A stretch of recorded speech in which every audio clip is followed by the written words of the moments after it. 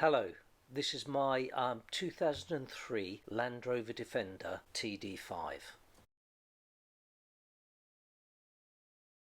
I drive it every day.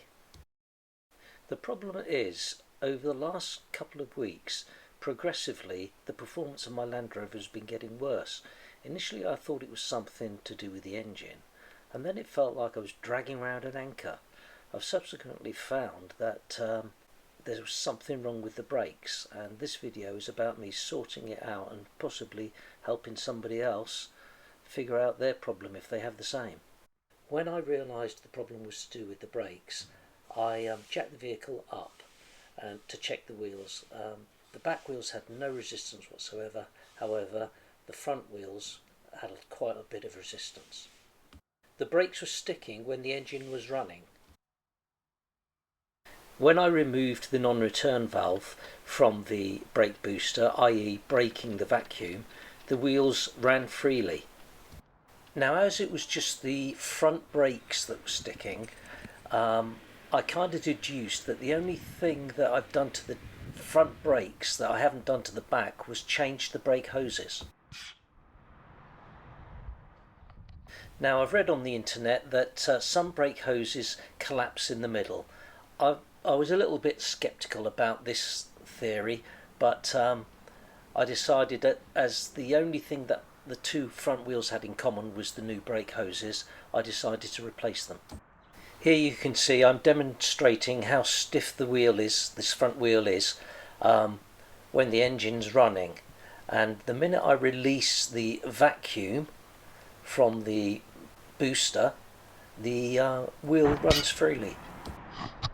I know you probably didn't notice it there, but as I removed the non-return valve, the body of the booster flexed out.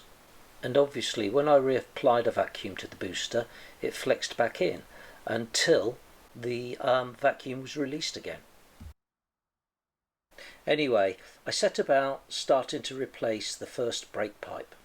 Here I'm about to show you the brake pipes that I purchased from Halfords. Pretty good service. I ordered them one day and I got them the next.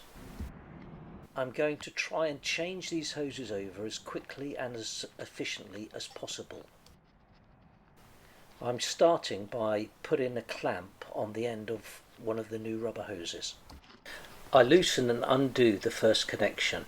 Then with brake fluid running everywhere, I try to get the old hose out of the way and get the new hose in position to stop the flow of brake fluid. This is always very awkward. When you've got brake fluid running, you always tend to panic, but the secret is just to keep calm and don't cross thread anything. I'm catching the brake fluid that's escaping in a tub, not so that I can reuse it, but just to stop it from making a mess on the floor. It's always the way when you're in a hurry to connect something and you've got fluid coming out of a pipe, it's always difficult to get the new nut started, and you can see I had my problems here. Having successfully connected it and stopped the flow of the brake fluid, I could breathe a little bit more easily. If you haven't already, have you thought about subscribing?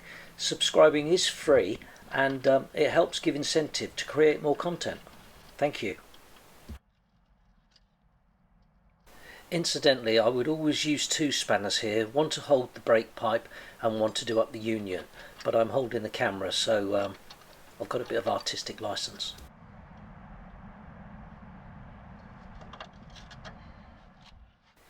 Here I'm letting gravity do its thing on the new brake pipe and letting the fluid get a good flow before I shut it down again. This will get the air out of the pipework. Now to undo the final connection on the caliper. Unfortunately this didn't go as well as expected because the union nut had corroded to the pipe, and as I was undoing it, it broke the pipe. I tried WD-40 initially and then thought that might do it, but when I actually tried to spin it off, the pipe broke.